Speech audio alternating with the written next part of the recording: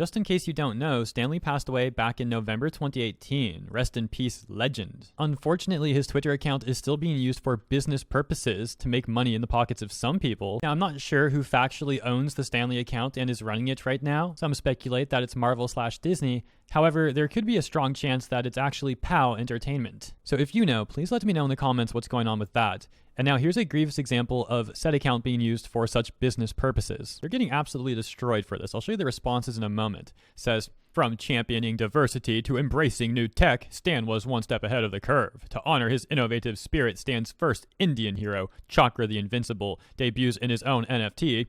And they put digital art here in parentheses, which I find really funny because to me, it's not digital art. And they're like going out of their way to say that it is. Yes, guys, this is digital art. Totally. Trust us. Now, in my opinion, what you'll see in a moment, I'm going to show you these images. Stuff's not art. To call it art is a real stretch. What it actually is digital randomized images. Now look, what I said might come off as being an art snob, but I'm certainly not an art snob. You'll see my point down here. What I am is someone who enjoys criticizing corruption in companies. And to me, this is overt corruption. So this is what they're calling digital art. And if you don't know how NFTs work, well, first of all, I will make a disclaimer to be fair. Not all NFTs work like this. Personally, I don't like NFTs at all, any of them. But some NFTs, you'll actually see like a nice piece of art, like an artist that actually made a nice piece of art and they turn it into an NFT. I don't like that approach. Like I said, I don't like NFTs in general, but not all NFTs look like this.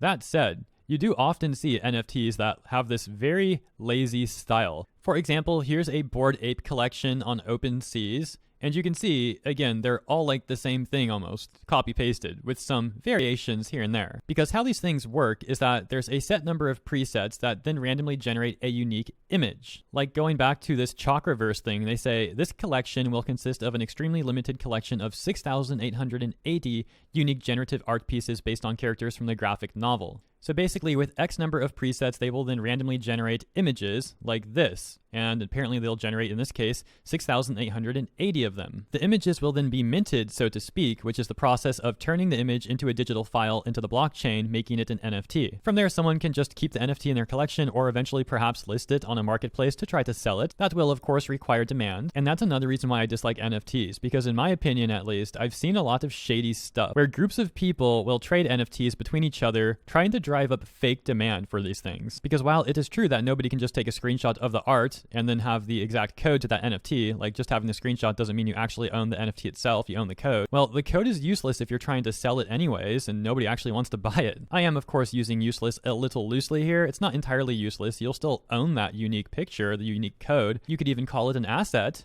But ultimately, if you do want to sell it at some point, you're going to need to have demand for it. There's a good chance that people that have NFTs will never be able to sell them. And again, that's why I'm hesitant to call things like this actual digital art. To me, it's much more accurate to be called a randomly generated image. I should also mention that at times, these randomly generated images will end up with more presets per image than others, meaning that certain presets will be deemed as rare because it has this part of it that a lot of the other images did not get, so the value should be higher. For example, while the images are all unique, some of them might share certain attributes like a blue hat. Hypothetically, this blue hat might be very common between the randomly generated unique images, yet perhaps only a few of them actually end up with a certain mustache, so those are deemed more rare, and the value should be higher. But again, it really comes down to demand if anyone actually wants to buy it anyways. Like I could go into Microsoft Paint right now, draw something up, mint it into an NFT and try to sell it, but just because it's entirely unique doesn't mean anyone's going to want to actually buy it. And keep in mind, the marketplaces that these are all listed on currently all require crypto to trade. Most often that seems to be Ethereum. Now, as I've said over and over again in this video, I dislike NFTs, so I'm certainly no expert in this space. Correct me if I'm wrong about any of this stuff.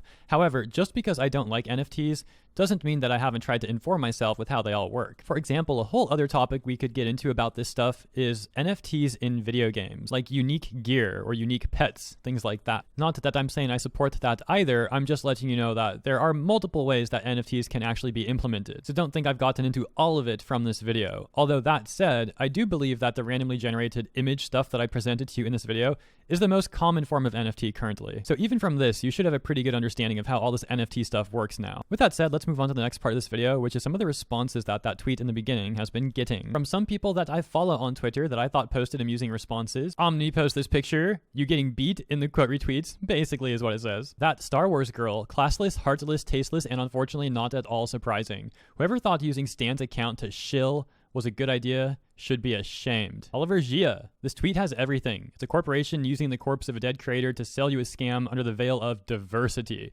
while pretending that they care about either. Lilith Lovett, this is overwhelmingly disgusting on so many levels. Dictionary.com even responded here saying, the verb defile was first recorded in 1275 through 1325 and comes from the Old French word defouler, meaning to trample on, violate. Scrolling through the comments, Jacksepticeye says this is so awful, and Dolan Dark says can't believe Stan Lee came back from the dead just to promote an NFT. Currently, the tweet itself has 3,400 likes versus around 10,200 quote tweets, meaning there's much more people that seem to dislike it because they're talking about this tweet and they're not liking it. And go figure that you've got plenty of mainstream news outlets promoting this NFT and saying it's like a good thing. For example, they even write here, great news, Stan Lee's Indian superhero chakra to get its own NFT collection called Chakraverse. Yeah, great news, everybody. All right, that was all disgusting stuff. As a matter of fact, I'm going to wrap this video up now and get some fresh air. I do hope you found my coverage at least satisfactory and or informative though. Let me know what you think in the comments. Thank you so much for tuning in, and I'll see you in the next one.